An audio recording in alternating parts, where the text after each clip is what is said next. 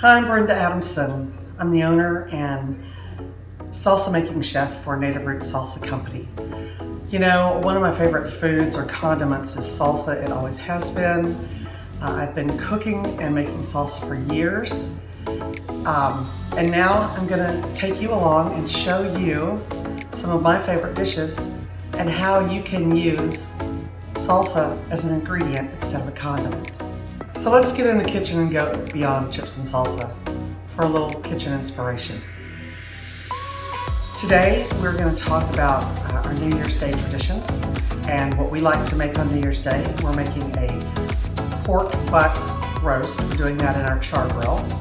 And we're also doing some black-eyed peas with collard greens. That's a new one for me. I usually just do black-eyed peas, but we're going to cook those with smoked ham hocks as well. So we've got pork in every layer here. And then we're gonna braise or steam some cabbage, and I'm gonna put a little bacon grease in the bottom of that pan with some onions and give that a little pork goodness as well. These are things that I grew up with. We try to hold to those traditions during the holidays, and we'll bring you along as we go through our day. Let's get cooking. Hey, good morning. Happy New Year from Native Roots Salsa Company. We thought we'd do something a little different today and kind of share with you some of our New Year's Day traditions. And one of them is to have pork. So we're going to be doing a pork butt out in our char grill. It's basically an oilless turkey fryer, but it's an infrared, almost like an oven. It works great. And we're going to be injecting this pork butt with some Cosmos Moisture Magic and a little bit of the original pork seasoning injection. We seasoned it up on the outside last night and stuck it back in the refrigerator, lightly tinted so it would kind of dry out on the outside. And we used some garlic and onion and black pepper seasoning. But this Moisture Magic is magic. We used this on our turkey at Thanksgiving that we did in the same char grill, and that was the most moist and juicy turkey breast that I have ever had. This is a new product for me. We're not sponsored by anybody.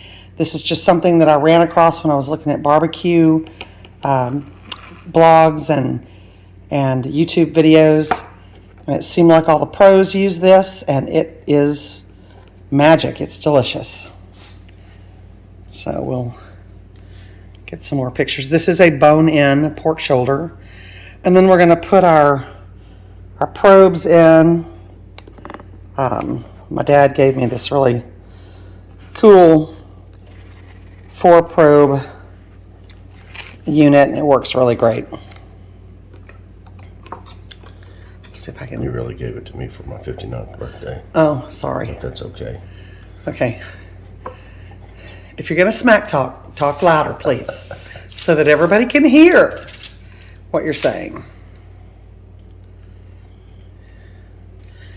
And we're going to do about 1.5 cups of injection total for this.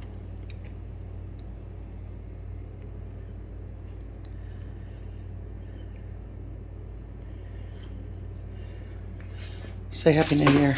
Happy New Year, everybody.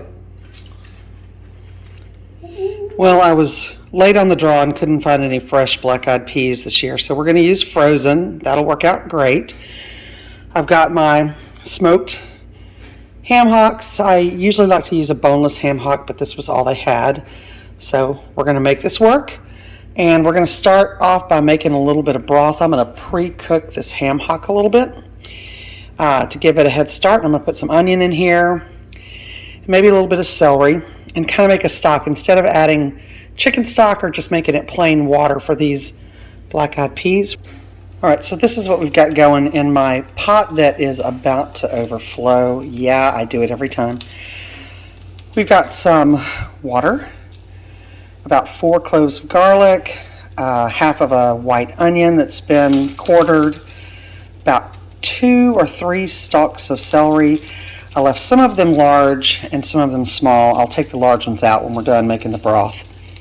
Then I've got the 2 ham hocks. I've got some peppercorns and a few sprigs of thyme. I'm going to let this cook for about 30 minutes and boil some of this down to get some flavor out of it, maximum flavor here, guys. And then we'll add our peas in and we'll add some salt. We'll see where we are. Cabbage is next. So in this house we eat the pork for living high on the hog, and we eat the black-eyed peas for luck, and the cabbage is for money. I'm doing my black-eyed peas a little bit different this year. I think I've got some collard greens out in the walk-in that I got at the farmer's market, and I'm going to clean those up and chop them up, and we'll drop some collard greens down in these black-eyed peas as well. All right, so I've got this these collard greens soaking in a little water. Let me see if you can see that there. Not really, but they're over here soaking in a little water. I put a little vinegar in that water. Want to make sure that if we have any bug action, that the bugs will be gone, because I don't like bugs. So I am going to take these off of the stem, and then I'm going to lay them out and chop them up pretty finely to go in our beans. I'll take you guys along for the ride here. I do want to take the big stem part out. It's just really tough. Not interested in dealing with that at all. There is a way, I think, that you can bend these down and break them.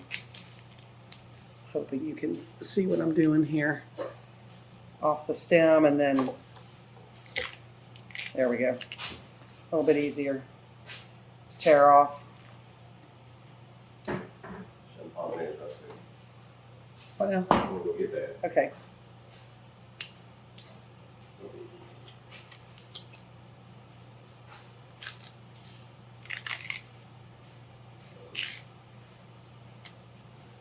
I am going to make sure they don't have any bugs. That'll cure you for life for collard greens. If you bite into a worm, at least it will me.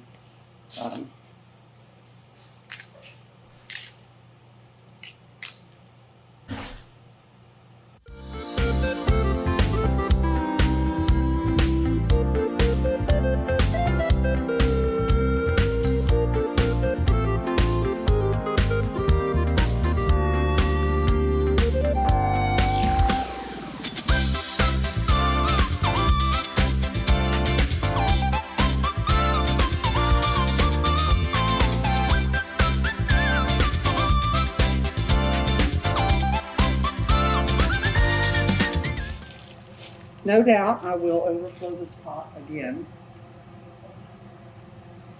And then I might change pots. Who knows?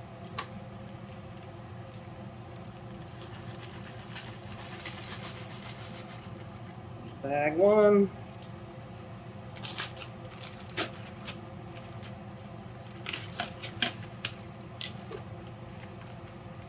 I want to end up with some pot liquor, but I don't want just a bunch of juice. And if you don't know what pot liquor is, that is bean juice or pea juice, or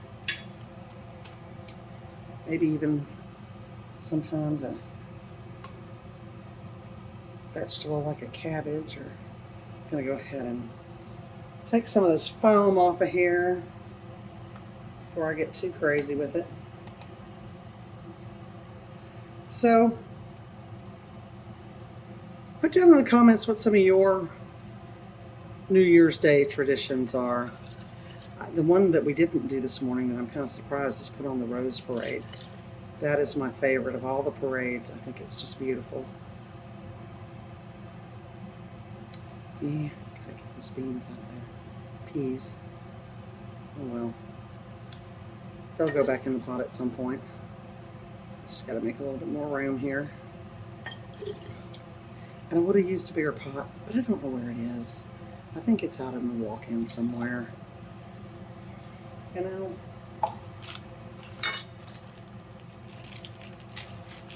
If that's the only problem I have today, then I don't have any problems.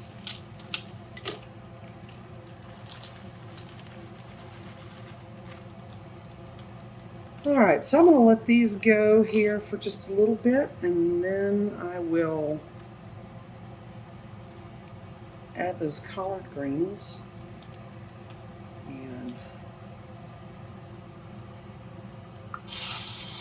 I haven't added a lot of salt yet because those ham hocks are going to have some salt.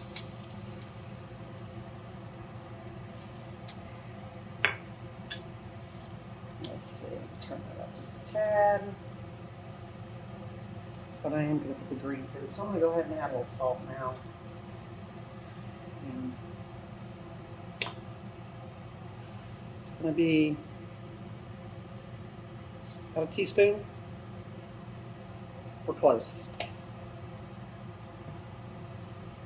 All right. And I'm going to steam the cabbage over here in my other cast iron. And there's a couple of ways I like to do cabbage. I shred it finely, and I layer it with some thinly sliced lemon, olive oil, and green onions, and steam it that way. And it's delicious. I learned that from a Cajun boy down in Perry, Louisiana. It's really good. Happy New Year, Leroy. And, or we just cut it into wedges and put it in the pot with a little water, salt, and pepper, and let it steam until it's good and tender. Yes, I am going to cook this cabbage to death because that's the way I know my dad's going to want it.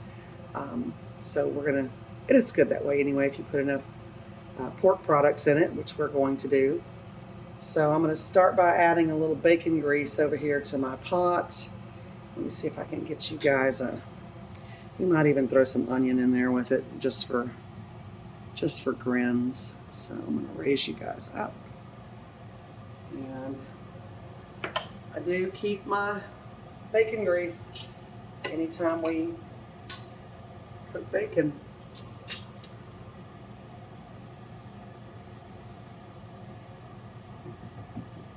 So probably a tablespoon, because I didn't really have a whole bunch. And I could even throw a couple of pieces of bacon in here, but I'm not going to. I'm just going to leave it here, and we'll add some of the ham hock to it. Yeah, get it everywhere. You know what we say, if the food's flying, you know we're cooking. Now I've got bacon grease on my oil bottle and on my knob. It's lovely.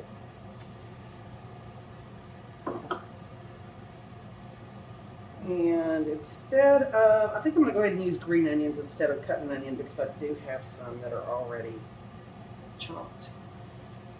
I'm going to go ahead and put this on low and let it melt that bacon grease. And so I'm going to kind of do a hybrid dish today. We're not going to put the lemons in it, but I am going to put the green onions. And I may shred it into bigger chunks, not as finely shredded. So let's move you over here to the board, and we'll start chopping some cabbage.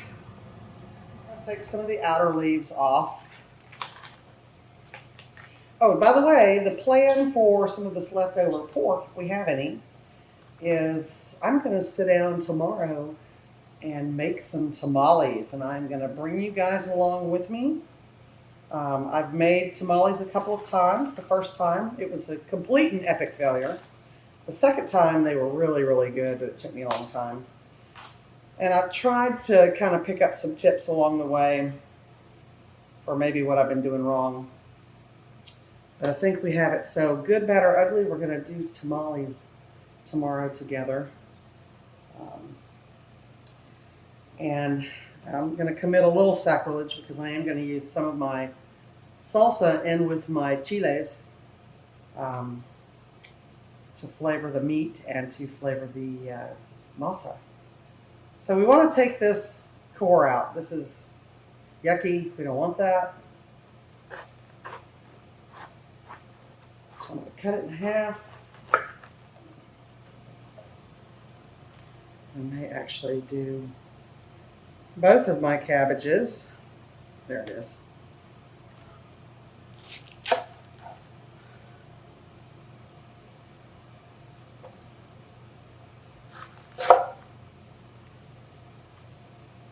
Let's see how much this makes. I'm going to do about 1 inch. So it's not real fine, but it's not just a bunch of wedges either. All right, and I've changed my mind. I am going to do some sliced onion on the bottom. In that bacon grease, we're going to bring the flavor.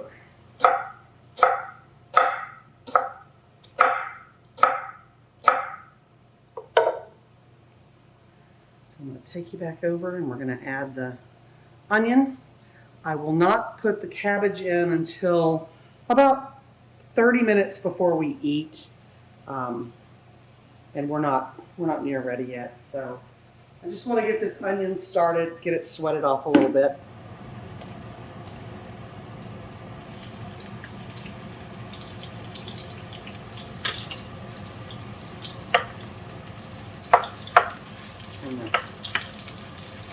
Ouch.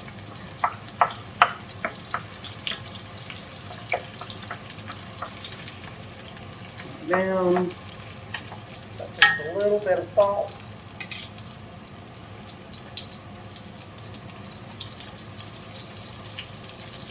Let's just try to get it going.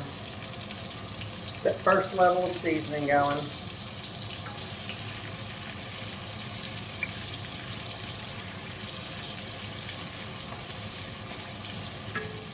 Now, I'm going to add a little water to this to steam it, or I may add some of this stock from the beans. That would be good too. It's all seasoned. But I'm not going to use any chicken broth.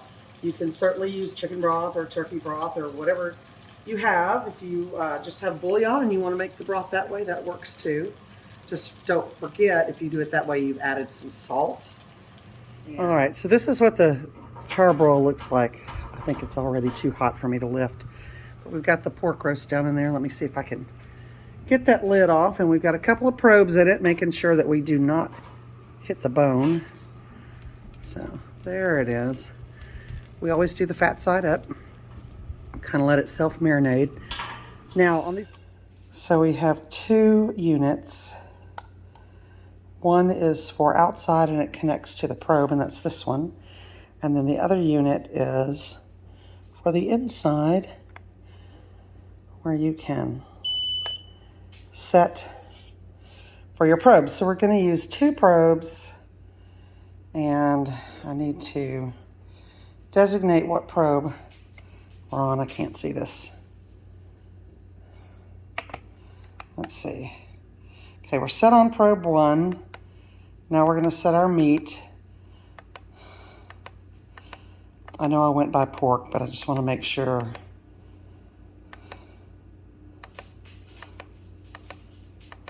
Pork.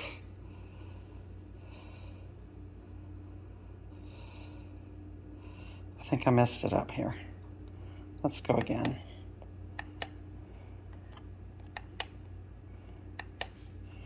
All right, come on, probe 1.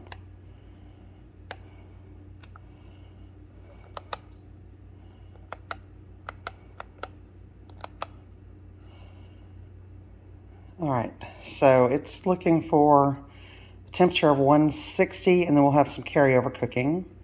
So now let me see if I can get it to probe 2. We're going to set that meat to pork as well. I've only used this a couple of times.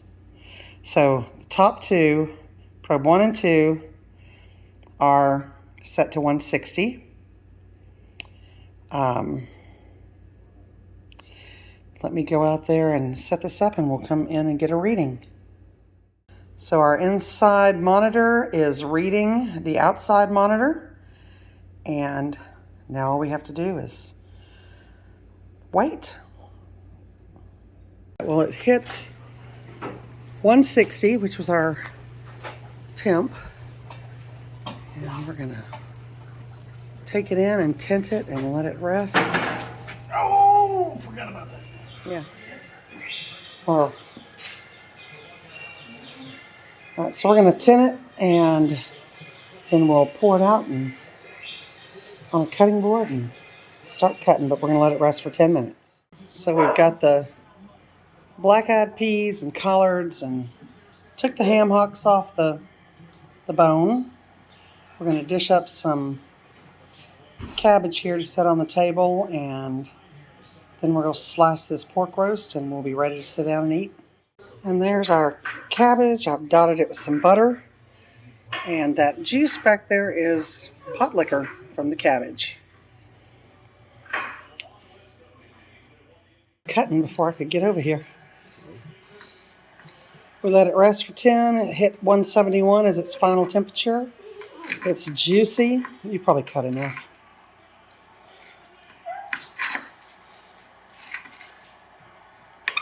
It's probably good for the table, babe.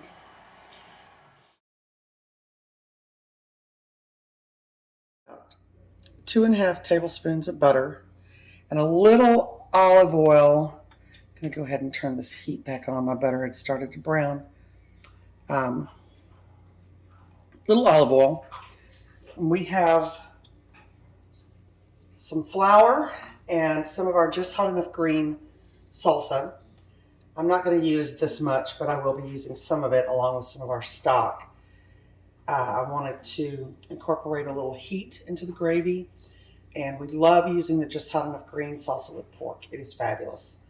So as soon as this starts sizzling a little bit, I'm going to add my flour in. We're going to make a little roux.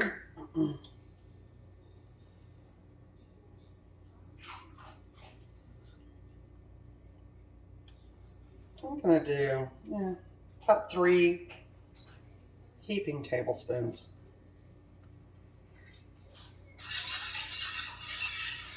We're going to cook this flour off for at least a couple of minutes. You don't want your flour raw. What's nice is it picked up a little bit of that brown butter color already, so give me a nice color on my gravy. I think I'm going to add just a little bit more.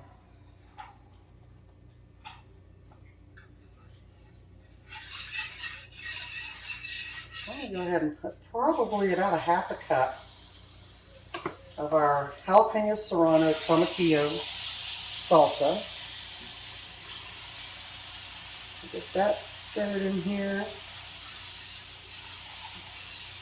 That brings a really nice brightness to this gravy. And the salsa has salt. It also has garlic.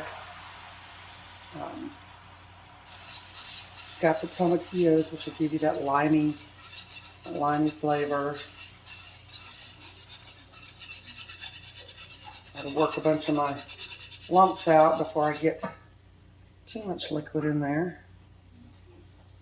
So that's about probably 2 to 3 cups so far.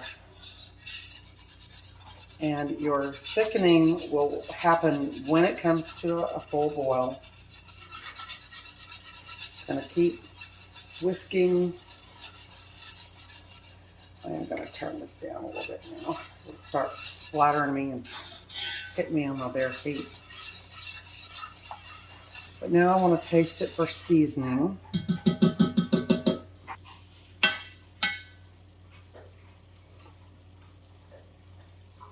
Ooh, that's really nice.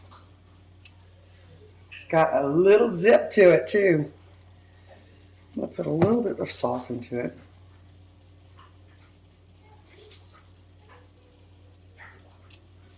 And maybe one more.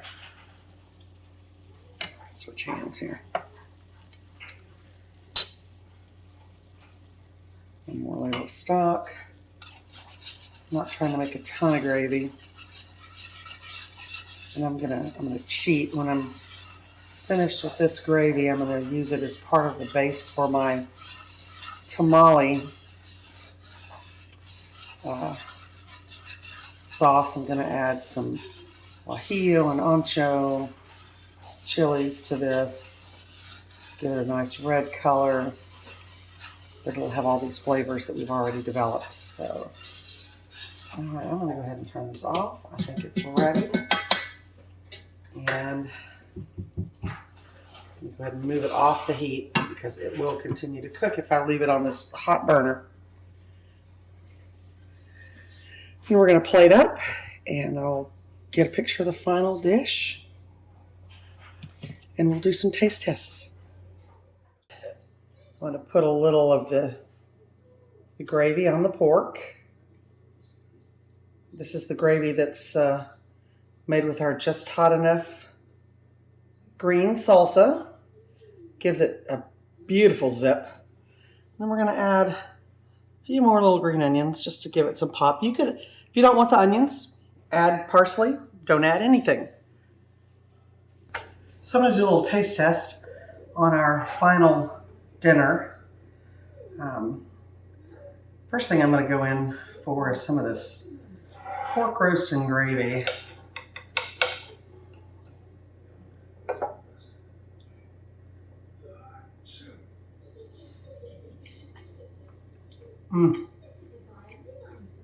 Just the right amount of spice.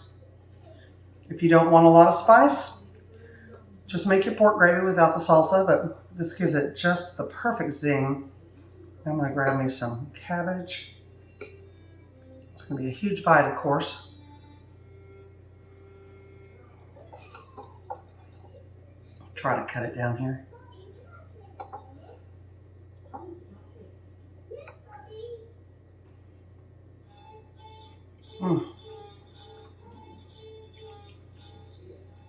Cabbage and green onions is so good.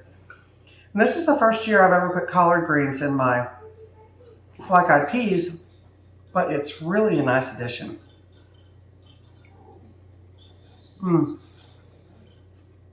Well, I think we hit all of the high notes for New Year's Day. We got our peas for good luck, cabbage for money, and pork for living high on the hog. So here's to wishing you and your family a very happy new year. May it be safe, healthy, and prosperous for you and your family. If you haven't already, we'd really appreciate it if you subscribe, come back, hit that notify bell so that you never miss one of these little dinner ideas. And we'd love to know how you spend your New Year's Day and what your traditions are. So hit us up in the comments. Until next time, have a good evening.